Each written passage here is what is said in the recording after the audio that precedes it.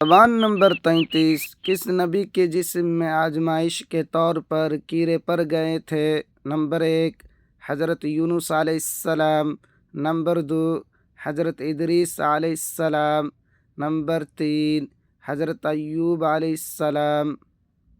10, 9, 8, 7, 6, 5. صحیح جواب ہے حضرت ایوب علیہ السلام۔ سوال نمبر 34، کس نبی نے چاند کو 2 ٹکڑا کیا تھا؟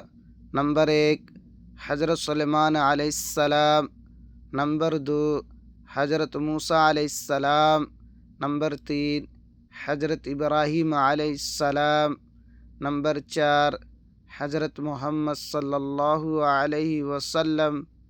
10, 9, 8, 7, 6, 5. دوستو اس کا جواب آپ اپنی ذہانت سے کمنٹ میں دیجیے۔